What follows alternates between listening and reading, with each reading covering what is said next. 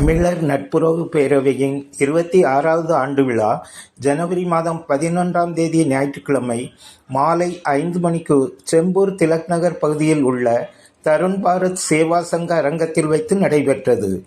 இந்நிகழ்ச்சிக்கு தருண் பாரத் சேவா சங்க தலைவர் ராஜேந்திரன் சுவாமி தலைமை வகிக்க நவி மும்பை வாசி பாரத் புக் டிப்போ பியூரோ நிறுவன தலைவர் M.K.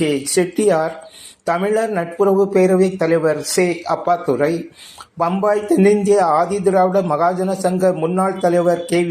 அசோக்குமார், தாராவி காமராஜர் நினைவு உயர்நிலைப்பள்ளி மற்றும் இளநிலை கல்லூரி சேர்மன் MS. காசிலிங்கம், மகாராஷ்டிரா மாநில பாஜக தென்னிந்திய பிரிவு இணை ஒருங்கிணைப்பாளர் ராஜா உடையார் ஆகியோர் முன்னிலை வகித்தனர்.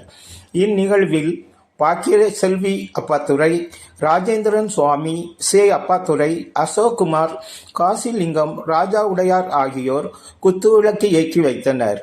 சந்திரசேகர், செல்வகுமார் ஆகியோர் தமிழ்தாய் வாழ்த்து பாடினர். தமிழர் நட்புறவு பேரவை பொதுச் செயலாளர் த. குமார் வரவேற்புரை ஆற்றினார்.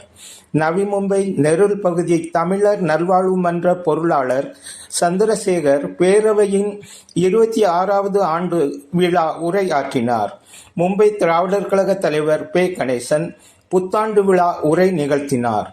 அம்பர்நாத் பகுதி ஆங்கில வழி கல்வி மாணவ மாணவியர்களுக்கு தமிழ் மொழி பயிற்சி பட்டறை நடத்தும் லட்சுமணன் பொங்கல் திருநாள் பற்றிய உரையாற்றினார். அதனைத் தொடர்ந்து நட்பு கயிறு ஒருவர் கையில் ஒருவர் கட்டி நட்பை பகிர்ந்து கொண்டு இனிப்பு வழங்கப்பட்டது. எல்லோரும் சேர்ந்து கேக் வெட்டி ஆரவாரத்துடன் பகிர்ந்து கொண்டனர். பாடகர் ஆனந்தராஜ் பாரதியார் பாடல் பாடி பார்வையாளர்களை மகிழ்ச்சியில் ஆழ்த்தினார். திருவள்ளுவரின் பொதுமறை பற்றிய உரையை மலாட் தமிழ் பேரவை தமிழ்ச்சங்க செயலாளர் சே. முத்தப்பா நிகழ்த்தினார். கல்வி ஊக்கத்தொகை வழங்குவது குறித்து காரை ரவீந்திரன் உரையாற்றினார். மாணவி குமாரி செல்லம்மாவிற்கு தமிழர் நட்புறவு பேரவை தலைவர் சே. அப்பாத்துரை கல்வி ஊக்கத்தொகை வழங்கினார். ஊக்கத்தொகையை பெற்றுக்கொண்ட மாணவி ஔவையார் பாடல் ஒன்றை பாடி பேரவைக்கு நன்றி கூறினார். இவ்விழாவில் கலந்து கொண்டு சிறப்பித்த 15 நபர்கள் குலுக்கல் முறையில் பெயர்கள் தேர்வு செய்யப்பட்டு நட்பு பரிசு வழங்கப்பட்டது.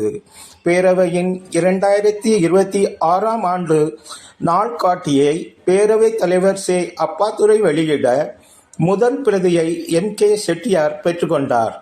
ஆறுமுக பாண்டியன், தம்பிராஜ் ஆகியோர் வாழ்த்துரை வழங்கினர். விழாவில் முன்னிலை வகித்தவர்கள் நிகழ்வுரை, வாழ்த்துரை வழங்கியவர்கள் பொன்னாடை அணிவித்து கௌரவிக்கப்பட்டனர். ராஜா உடையார் காது கேளாதோர் பயன்படுத்தும் கருவி மற்றும் கண் பார்வை கோளாறு உடையோர் இலவச மருத்துவ சேவை பெற உதவி புரிவதாக தெரிவித்தார். நெல்லைநாதன் நிகழ்ச்சியை நெறியாள்கை செய்ததுடன் நன்றியுரையும் ஆற்றினார். நிறைவாக அனைவருக்கும் சிற்றுண்டி வழங்கப்பட்டது.